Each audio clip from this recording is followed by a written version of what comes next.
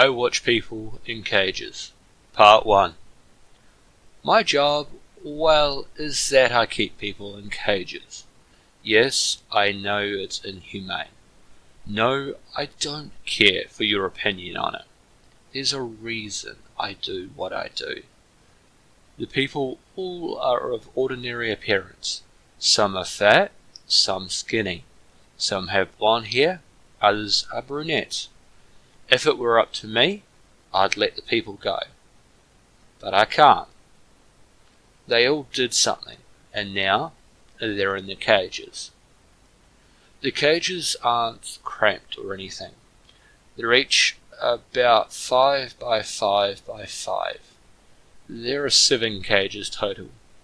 Each one holds a different person from a different background.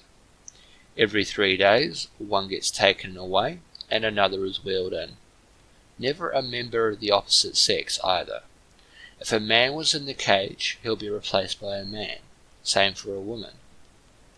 I don't know their names, but it's not my job to know. I'm paid to feed them and watch them.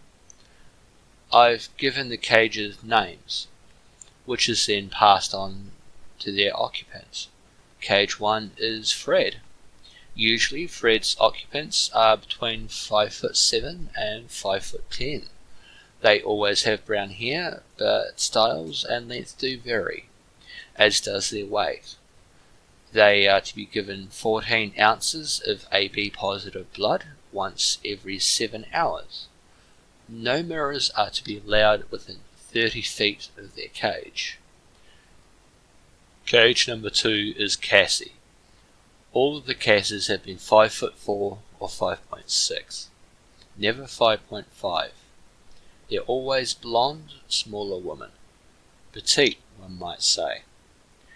They're to be given exactly 40 fluid ounces of water and a pound of raw meat daily. Cassie's cage is electrified unless she is being fed. Cage number 3 is Earl.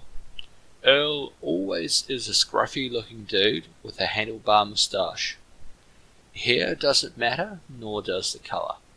His rules are simple. 1 jar of moustache wax and a copy of the Times. However, the copy must always be not from within the previous year. He's also not to be given hair tonic for any reason. Cage number 4 is Mary.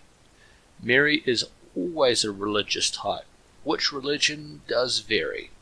So far as I can tell, we've had 3 Muslims, 5 Christians, 5 pagans, and 2 Hindu Marys.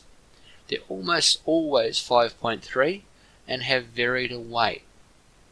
No set rules, so I just give them whatever I have available as food. Well, except one. They're not allowed any access to holy or religious imagery, no matter what. Cage number 5 is Chad.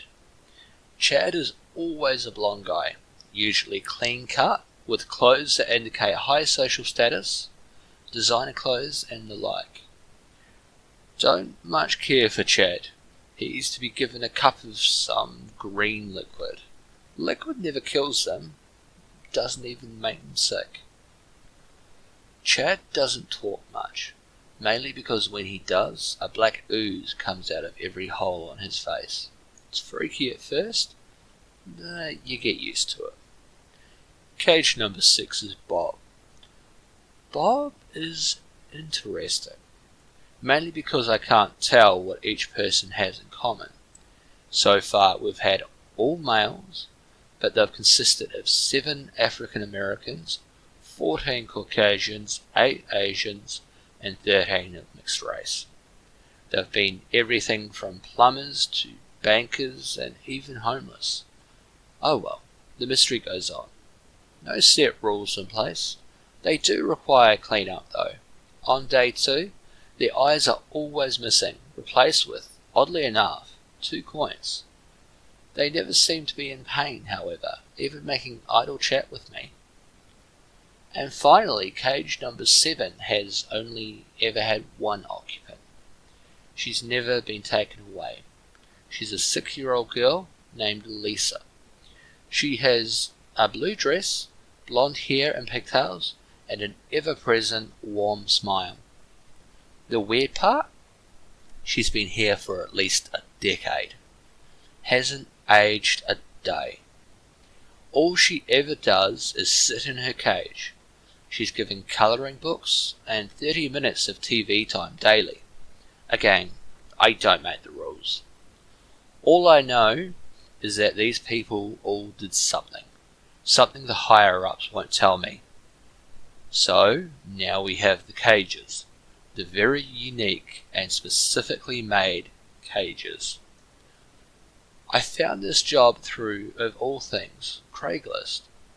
The previous guard, whose name was not disclosed, left instructions for the feeding, maintenance, and such things of the people. He listed their many quirks and how to handle each situation as it may arise. I was weirded out at first, but you get used to it, you know. That was 2010. And here we are now, 2020, and I'm still watching people in cages. The previous guy told me that they used to be simple beds, with each of the various characters strapped to them. All of them except Lisa. Lisa was always given a small feather bed, and while she was strapped in, was always tucked into a blanket like one would do a child. My boss, or at least the guy who tells me my job, is an older guy. His left hand is kinda messed up, and he said it was a cooking accident, a hot grease as it were. He could pass for an aging movie star in all honesty, salt and pepper hair, with a voice like a knife through butter. Something is a little off about him though. I swear I never remember his face correctly. It always looks different than I last remembered. Anyway, my boss, who goes by TD, told me the previous guy held this post for 30 years. The pay is good, but don't get me wrong, but 30 years? A bit long. My first day on the job, I was shown the cages and explained what would be happening with the people. All I'm allowed to know is that they did something really bad. So now they're locked away for 3 days. The beds were revoked for a reason. No one has ever made that clear though. Something about teeth and a missing ear. Anyway. For 10 years it's remained this way. Every 3 days, someone leaves and someone enters. All except for Lisa. Every new person gets the same treatment as the one they replace. What worries me is what happened yesterday. They added an 8th cage.